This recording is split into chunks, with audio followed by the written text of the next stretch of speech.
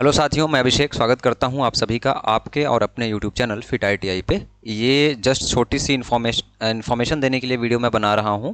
Just इसके लिए कि इंडियन गवर्नमेंट मिंट का जो हैदराबाद की यूनिट थी उसका एग्ज़ाम डेट आ गया है, जिसमें वेल्डर वाले बच्चे जो है वो अप्लाई किए थे। उसके साथ में और भी अलग अलग ट्रेड्स थी।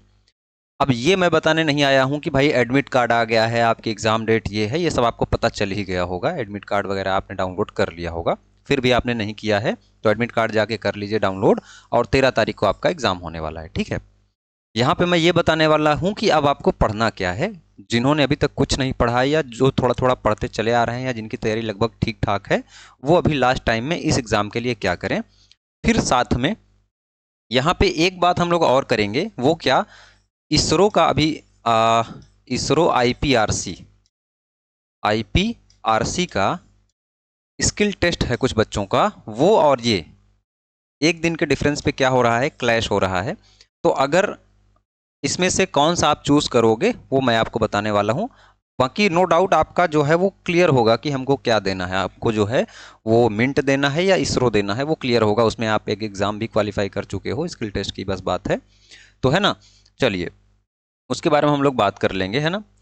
तो देखिए, सबसे पहले एक मैं यहाँ पे आपको डाटा दिखाता हूँ कि अभी जो इंडियन गवर्नमेंट मिंट है, जो आपका हैदराबाद का एग्ज़ाम होने वाला है, उसमें हम लोग वेल्डर ट्रेड पे अगर फोकस करें तो आपके वेल्डर ट्रेड में डियर टोटल 155 एप्लीकेशन आए हैं।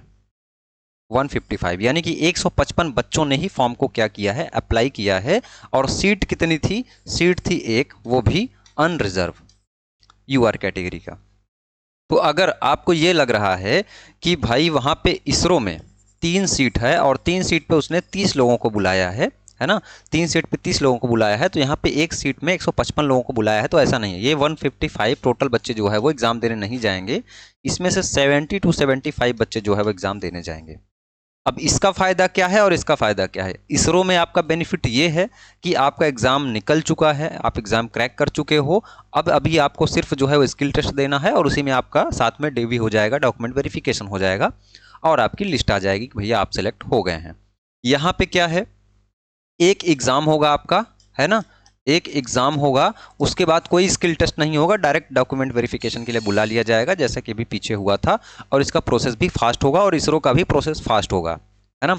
तो देखिए, अगर आपको ये लग रहा है कि मैं 13 को इसका एग्ज़ाम दे के और 14 को जो है अपने इसरो का सेंटर पहुंच सकता हूं, तो बिल्कुल आप जो है 13 का एग्ज़ाम दीजिए। अगर आपको लग रहा है कि 1-2 घंटे का ही अंतर आ रहा है, तो भी आप 13 वाला एग्ज़ाम मत छोड़िए, क्योंकि इंडियन गवर्नमेंट मिंट में चांसेस हैं, अगर आपने ये क्रैक किया है तो आप वो भी क्रैक करोगे। और इधर स्किल टेस्ट में ये भी हो सकता है कि आपसे टॉप के कैंडिडेट, जैसे मान चलिए कि आपका 65 मार्क्स है और एक ही सीट एक कैटेगरी में है, किसी बच्चे का जो है 66 मार्क्स है, तो आपका कुछ भी कितना भी बढ़िया स्किल टेस्ट हो, अगर वो क्वालिफाई कर लेता है तो उसका हो जाएगा। तो यहाँ पे ये लगा है ना अभी, कि हम जो है अगर स्किल टेस्ट क्वालिफाई कर भी लेते हैं तो हमारे ऊपर कितने बच्चे हैं। इसके लिए मैंने एक डाटा डाला है, वो जा करके आप फिल कर देना। इस पे नहीं आते हैं। बाकी जिन बच्चों का ये इंडियन गवर्नमेंट मिंट का पेपर है, इसको आप लोग मत छोड़ना, गुड अपॉर्चुनिटी है, क्योंकि 25 साल तक ही इसको जो है फॉर्म भरने का जो है वो मिलता है आपके पास। तो अगर आपने इस बार फॉर्म अप्लाई किया है तो इसको मत छोड़ना। और अगर आपका क्लियर है कि हमको इसरो ही जाना है तो आप इसको मत छोड़ना, ठीक है। ये रही भाई बात, क्योंकि मैसेज आ रहे थे मेरे पास कि सर मेरा इसरो का भी है और साथ में जो है वो मिंट का ही है, तो मैं क्या करूं। फिर मैंने उनको गाइड किया कि अगर आपका एग्ज़ाम क्रैक हो गया है तो आप जो है मिंट में भी एक सीट अपनी ले ही लोगे। बट यहाँ पे अभी कोई क्लियर नहीं है कि अभी स्किल टेस्ट आप देने जा रहे हो तो आपका सिलेक्शन हो ही जाए। फिर इसरो में जो है आप आगे और भी यूनिट के एग्ज़ाम होने वाले हैं, जैसे एलपीएससी की भी एग्ज़ाम डेट आ गई है, वहाँ पे भी आप जा सकते हैं। बाकी यहाँ पे आपको 25 के बाद जो है अलाउड नहीं किया जाएगा, तो आप अभी इसको प्रेफर करिए, ठीक है भाई। अब देखिए, 13 तारीख को है आपका एग्ज़ाम, है ना, 13 को आपका एग्ज़ाम है। अब इस 13 से मैं ये वीडियो बना रहा हूँ, 2 तारीख को या 3 तारीख को आप ये वीडियो देख रहे होंगे, या 4 तारीख को। 10 दिन आपके पास टाइम है ना। 10 दिन आपके पास टाइम है, तो इन 10 दिनों में आप क्या करोगे। इस 10 दिन में आपने जो भी कुछ पढ़ा है, कहीं से भी पढ़ा है, हमसे पढ़ा है या किसी और टीचर से पढ़ा है या किसी किताब से आपने पढ़ा है, वहाँ पे जो चीज़ें पढ़ते टाइम आपने नोट्स में लिया होगा, कुछ डाटा लिए होंगे, कुछ कैलकुलेशन वैल्यू ली होगी आप लोगों ने, उसको रिवाइज करने की ज़रूरत है। उसके बाद में सबसे ज़्यादा ज़रूरत है आपको टेस्ट देने की। आप सबसे ज़्यादा टेस्ट प्रैक्टिस करिए। किसी भी एप्लीकेशन पे टेस्ट अवेलेबल हो वहाँ पे जाइए, वेल्डर का टेस्ट दीजिए ज़्यादा से ज़्यादा। टेस्ट देने के बाद बहुत बड़ी बहादुरी का काम नहीं हो गया कि आपने टेस्ट अटेम्प्ट कर लिया, आपने टेस्ट दिया, उसके बाद कौन सा क्वेश्चन गलत हुआ है, मान लीजिए 10 क्वेश्चन आपके रॉन्ग हुए हैं, उन 10 क्वेश्चन का सही आंसर क्या होगा और उसमें और जो 3 ऑप्शन है उनका मतलब क्या है, इनको भी आप समझिए। साथ में अगर आपके 10 क्वेश्चन सही हुए हैं उनके भी ऑप्शन देखिए आप, क्योंकि कई बार क्या होता है इस 10 में से 1-2 जो है आपका धोखे से सही हो जाता है, बाई मिस्टेक आप सही कर देते हैं, है ना।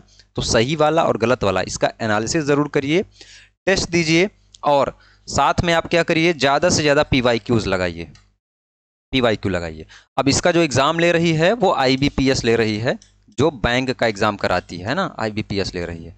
अब IBPS क्वेश्चन कहाँ से उठाएगा, देखिए 100% तो नहीं है, IBPS का जो पिछला रिकॉर्ड रहा है मैं उसके अकॉर्डिंग आपको बता रहा हूँ। ये आपके निमी से क्वेश्चन उठाएगा, निमी से क्वेश्चन उठाएगा, पूरा 100% नहीं, लगभग 30% जो है सेम टू सेम आपके निमी से क्वेश्चन यहाँ पे देखने को मिल जाएंगे IBPS के, अगर पिछला रिकॉर्ड मेंटेन करता है तो। और जहाँ रही बात यही करेगा, क्योंकि पेपर सेट करने वाले वही लोग होते हैं इनके। तो ये 30% आप निमी फिर से एक बार इस 10 दिन में फिर से एक बार निमी के सारे ऑब्जेक्टिव सॉल्व कर लीजिए। और निमी में जो ITI वाला है वो तो ठीक है, एक CITS वाला आता है ना, CITS का आता है, वो भी ऑब्जेक्टिव क्वेश्चन लगभग 150-200 है वहाँ पे, वो भी आप कवर करके जाइए। इसके अलावा अलग अलग एग्जाम के प्रीवियस ईयर क्वेश्चन आप पढ़ के जा सकते हैं, ठीक है। चलिए अब देखिए हमारे पास एक ई बुक बनी हुई है, यहाँ पे आपको सारे प्रीवियस ईयर क्वेश्चन का कलेक्शन मिल जाएगा। 3000 से ज़्यादा जो है यहाँ पे आपको क्वेश्चन मिल जाएंगे। यहाँ पे 5000 लिखा हुआ है तो 3500, 4000, 5000 के आसपास क्वेश्चन हैं, ऐड हो रहे हैं लगातार, तो हो सकता है 5000 से भी ज़्यादा हो जा रहे होंगे जब आप देखेंगे। तो ये आप इसको ले सकते हैं, एप्लीकेशन की लिंक मिल जाएगी, डाउनलोड कर लेना आप, है ना। नहीं तो कोई ज़रूरत भी नहीं है इसको लेने की, ठीक है। अगर आप निमी का कर लेते हैं, साथ में आपने कुछ डाउनलोड करके रखे हुए हैं, अपने दोस्तों से मांग के लिया है आपने, कई सारा पेपर है आपके पास, 10-20 सेट मिल जा रहे हैं, तो बस उसको कवर कर लो आप, ठीक है। कोई बहुत ज़्यादा ज़रूरी नहीं कि इसको लोगे आप तभी आपका काम चलेगा। हाँ, अगर आपके पास नहीं है तो आप इसको ले सकते हैं। उसके अलावा इसको मैं रिकमेंड करूँगा कि ये नोट्स आप एक बार ज़रूर कवर कर लेना। ये एक बच्चे ने नोट्स बनाई थी हमारी क्लास से, जो कि शॉर्ट नोट्स है उसकी, तो ये नोट्स आप पढ़ोगे, अभी वो DRDO में वर्क कर रहा है तो उसकी नोट्स है ये नोट्स मैंने अपलोड करवा दी है एप्लीकेशन पे, तो ये नोट्स आप ज़रूर ले लेना। 70 पेज की एक PDF है ये। इस 70 पेज की PDF को कम से कम आपको 10 बार रीड करना है, कम से कम 10 बार आप इसको रीड करके जाओ और बढ़िया से आप लोग एग्ज़ाम दो। बाकी कोई प्रॉब्लम होती है तो आप नीचे कमेंट करो। और इसरो और मिंट में जो कन्फ्यूज़न था वो मैंने आपको बता दिया है ना, इसरो और मिंट में।